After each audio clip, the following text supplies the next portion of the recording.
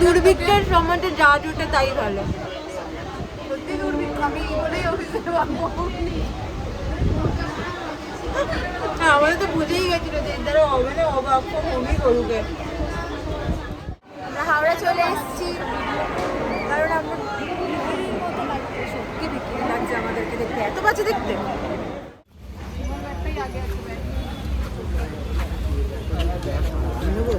না না, আমি নিচ্ছি বাবা, পারছি না, নিজেরটা নিজে টানো।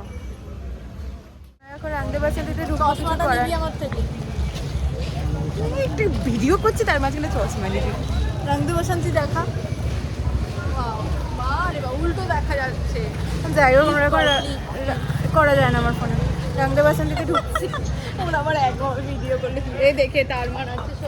রামদেব বাসান্তিতে ঢুকছি, খাবো, খিদে পেয়ে গেছে, তারপরে ওরা আসলে বাসে উঠবো। বাবা, খাবার আর সিলেক্ট হচ্ছে না, বসেই আছি আমরা। আলটিমেটলি অনেক ডিসকাশনের পর আমরা অর্ডার করেছিলাম কাবাব, চিকেন টিক্কা মশালা আর বাটার নান। খাওয়া দাওয়ার পরে বেরিয়ে পড়েছিলাম। তো মোটামুটি সবাই চলে এসেছিলো অন টাইম, বাট আমাদের বাসের টাইম ছিল 12:30। তাই আমরা ওয়েট করছিলাম বাস ছাড়ার জন্য, কারণ বাসের ভেতরে তখনও এসি চালায়নি, ভেতরে খুব গরম ছিল, তাই আমরা বাইরে দাঁড়িয়ে আড্ডা দিচ্ছিলাম। এবার আমরা বাসে উঠে পড়েছিলাম, তো রাতটা বাসেই কাটাবো। তো সকালবেলা তাজপুরে গিয়ে দেখা হচ্ছে। তো 5টার সময় বাস নামায়, আর এখান থেকে আমরা অটো বুক করেছিলাম সবাই মিলে। একদম বাসে ঘুম হয়নি। তো চলো।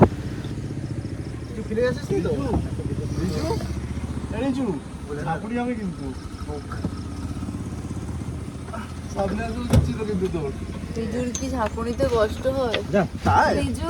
রিজুর ঝাঁকুনিতে কষ্ট, ঝাঁকুনিতে অন্য কিছু বেরিয়ে যেত।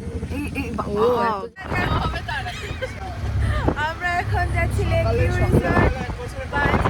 বাজে এখন 5টা, আশেপাশে কথা শুনবেন না।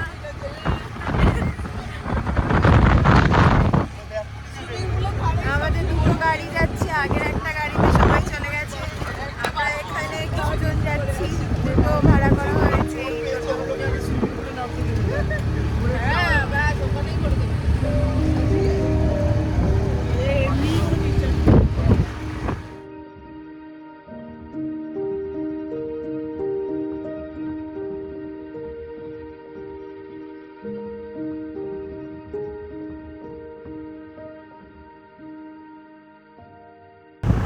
অনেক বেশি লং হয়ে যাচ্ছে ভিডিওটা, তাই নেক্সট ভিডিওতে আমি বাকি ক্লিপিংসগুলো দিচ্ছি। প্লিজ সাথে থেকো। টাটা।